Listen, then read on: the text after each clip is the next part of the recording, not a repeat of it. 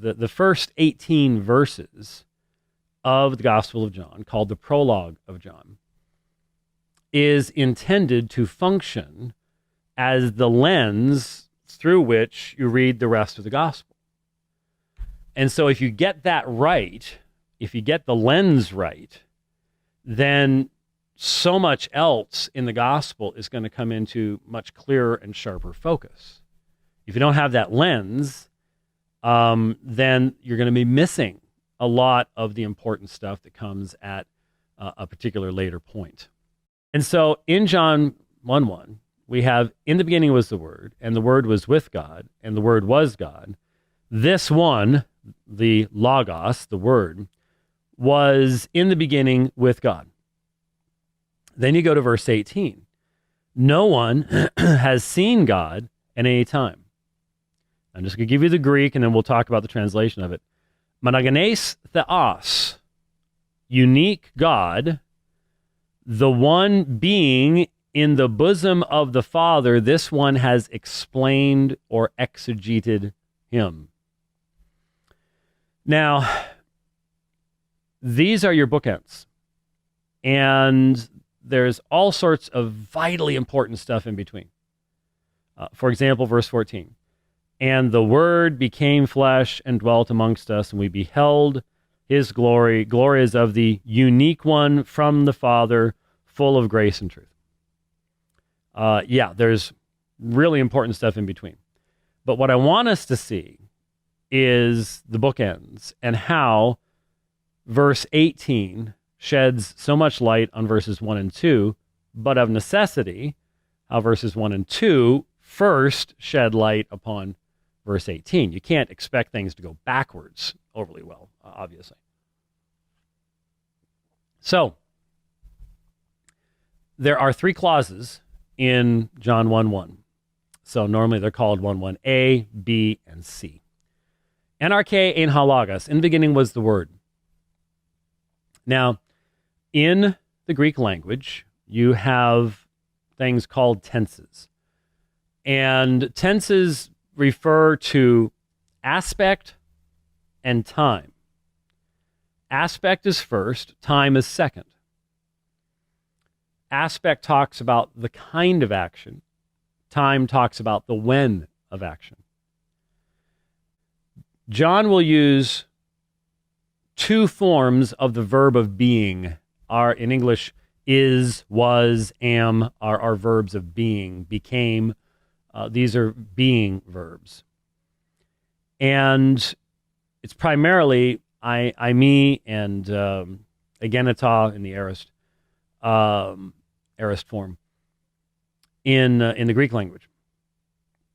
And so in the Greek language, when speaking of the Logos, John uses the word ein, which is the imperfect form of I mean. Now, why is that relevant to you? The imperfect form refers to continuous action in the past. Continuous action in the past. Over against an aorist, that is an undefined action, normally a point action, but it's undefined. It's a much more basic means of expressing the aspect of a verb. So when referring to, for example, John in verse 6, John the Baptist, John uses the term agenita. He uses the aorist. And so there was a man sent from God whose name was John. But when he refers to the Logos, he uses the imperfect form of I me, which simply talks about continuous action in the past. It does not have an emphasis upon or even contain the element of the beginning of that action. This is what's very important. Because in John 1:1, in the beginning was the Word, does not mean in the beginning the Word was created. If he used agenita, that would imply that. But he didn't use agenita. He uses ein. So as far back as you want to push NRK, the Logos is already in existence. This is a mechanism of communicating to us the eternal nature of the Logos, the Word. The Word was already in existence prior to the arche, the beginning. So, what does 1:1a tell us? That the Word's eternal. Then, kai halagos ein proston theon, and the Word was with God. Again, same word was. Now you have the Word being in the presence of, having personal relationship with God. God is not defined here. The only consistent way in context to define this is God the Father, but we're not told that yet. That will basically come, especially in light of verse 18. This is where the bookend really helps us to understand this. And so the Word was proston theon. So the Word has eternal relationship and personal existence. Relationship with the Father and personal existence in of himself. The Word's eternal. The Word's in eternal relationship with the Father. Third phrase, kai theos ein ha logos. Here, of course, is where you have the argumentation with Jehovah's Witnesses and with some others that follow after them. And a God was the Word. Well, it is a truism amongst everyone who teaches Greek that one of the struggles you have is that the Greek article, the word the, is so much richer and so different than the English article, the. And the tendency of the English-speaking person is to bring that background in and hence misinterpret the indefinite article, which leads to how Jehovah's Witnesses argue about John 1:1. Whether a noun has an article or not does not determine whether that noun should be translated as a or the. Names can have articles, and we would never. Why would a name have an article? We don't even think that way. Sometimes the presence of the article will actually influence the translation of the word and what it's referring to and what's called its semantic domain, its range of meaning. In this instance, if the third clause said kai ha theos, putting the article in front of God, ein ha logos, we would have heresy. If both nouns had the article, then they become interchangeable. And so everything the theos is, the logos is, everything the logos is, theos is, they become interchangeable. The distinction which was introduced in the previous clause, that the Word was with God, is destroyed. So John couldn't put the article there or communicate the wrong thing. But by placing it before the verb, basically what he's emphasizing is the nature, not the identity of the Logos. He's not saying the Logos is the God with whom he just said he was. He's saying the Logos is as to his nature, deity, the os, and always has been, because again, he uses that verb that he used before. Then he sort of, in verse 2, in essence, what he does here is he restates the primary emphasis of verse 1. This one was in the beginning with God. So this one, the Logos, was, again, the imperfect form of I, me, continuous action of the past, in the beginning with God. So really, he summarizes the first two clauses primarily in a repetitious way to emphasize this one was in the beginning, eternally, in relationship with ton theon, God, with God. Now, keeping in mind what we just learned about verses 1 and 2, let's look at the bookend in verse 18. No one has seen, now interesting here, at the end of verse 2, it's ton theon. Here, it's just simply theon. No one has seen God at any time. Now, is that true? Well, there are places in the Old Testament. I mean, Abram walked with God. Isaiah saw Yahweh sitting upon his throne, lofty and lifted up. There are a number of places that you could make a fair argument that people saw God. And yet John says no one has seen God at any time. Well, I would argue that John 1:18 would be contradictory with the rest of Scripture if you don't interpret John 1:18 correctly. If you do not have a Trinitarian exegesis of this text, yeah, I would say it would be contradictory, but it's not. You have a if you really understand what John is saying, and that's what's going to give you the key to seeing everything else in John in a consistent fashion. Let's say that God, the God who's not been seen, is the Father. Let's keep that in mind and see if John substantiates this.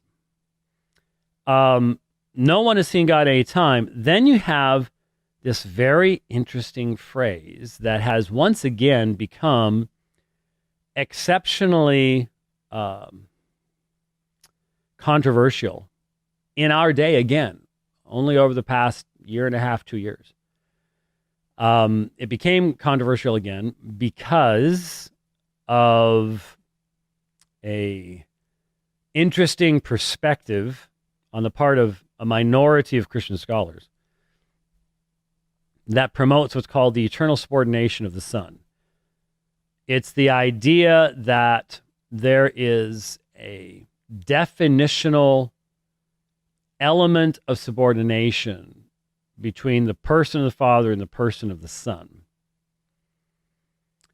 And not a voluntary subordination, but an ontological or on the level of being subordination. And what it ended up casting light on is the relationship of the Father and the Son and what those words mean when you take them out of what we might call human language use. And the term monogenes, as a result, has come in for some further analysis. It had been generally accepted, and I have yet to see a really strong rejection of this. I know what the arguments are, but I don't know that a survey of related forms in patristic literature can overcome the specific Johannine use of this term use in the Gospel of John. Monogenes theos. Monogenes is translated in the King James Version, only begotten. It's translated in most modern versions as unique or one of a kind. So, what is it? Which is it? Only begotten, I find to be a less adequate theological translation for a couple of reasons. First of all, it is our tendency to hear the phrase begotten and to temporalize it. We put it in time. We don't have any way of really avoiding that because that's how our language works. The problem is when applying it to God and putting outside of temporal categories, outside of time categories. What does it mean to be begotten outside of time? Because for you and I, begettal is a time category. It's a time event. It's a singular event. Also, because of the fact that the spelling of monogenes tells us that when you hear that phrase, monogenes, generation in our language comes from the Greek, and genao, to beget, and genos, kind or type. The problem is genao has two news in it. Kind or type, genes, has one. And monogenes has one. So it's drawing from the kind or type aspect not from the begetting aspect. And so the word itself in its formation, monogenes, one kind, would have more of an emphasis upon uniqueness than monogenes if it had two news, because that would be monos and then genao, hence more only begotten. Now, monogenes can be used of an only begotten child. So if you put it in a particular context that shoves the meaning to that side of the semantic domain, the range of meanings that the term has, that's fine, but you don't have that here. Instead, you have monogenes theos. How can you have an only begotten God? Is that not a contradiction unless you recognize it's talking about the unique God? Then you have haon aiston kalpan tu petros, the one being by the side or the bosom of the Father. So here I think you have John identifying the God that he's been talking about, who's never been seen. The God with whom the Word was is the Father. And now we have this unique God who is in the bosom of the Father, who is the Logos. And this one is the monogenes theos, unique God. So it's important to keep these distinctions in mind and to remember, and we're going to see this a little bit later on, unless I need to talk faster, I guess. But the phrase haon, the one being, monogenes theos haon, the unique God, the one being in the bosom of the Father. That again is a present participle, and so it's emphasizing continuous action. And so it's not the one who came into existence by the Father's side or who was created by the Father to give him company or something like that. No, this monogenes theos is the one being. And what's interesting is, again, I mentioned at the beginning of all this, at the beginning of my rambling, that in the Greek Septuagint, the Greek translation of the Old Testament, there's a fascinating phrase that you've undoubtedly heard of back in Exodus 3:14, I am that I am. How Yahweh identifies himself to Moses in the burning bush, I am that I am. And a lot of people, mistakenly I think, but honest motives, will grab hold of the use of I am in the Gospel of John and just run straight back to Exodus 3:14 and say, see, I am that I am, Jesus is claiming to be the I am. That's a pretty weak argument. And Unitarians can tear it apart fairly easily. It is a valid teaching, but a weak argument. You say, how can you have a valid teaching but a weak argument? It misses something. One of the things that it misses is that in the Greek Septuagint, when it says, I am that I am, Anahu, Asher, Anahu, what was the, I don't have the Hebrew in front of me. But the Greek is ego eimi haon. Ego eimi haon. And so I myself am the one being. And so the real strong affirmation part is haon. Ego eimi is not as strong as haon is in that phrase. Now we're going to see ego eimi is still a divine name. It's just you don't go to Exodus 3 to prove that. You go to Isaiah 43 and places like that instead. And so, but it is significant to me, and should be to all of us, that the same Greek phrase that is used in Exodus 3:14, haon, of the very being of God, is used here, monogenes theos, haon. The unique God, the one being in the bosom of the Father, this one has made him known. And so what John 1:18 is telling us is that no one has seen the Father at any time, but the unique God, the one who's in the bosom of the Father, this one has made him known, has explained him, has exegeted him.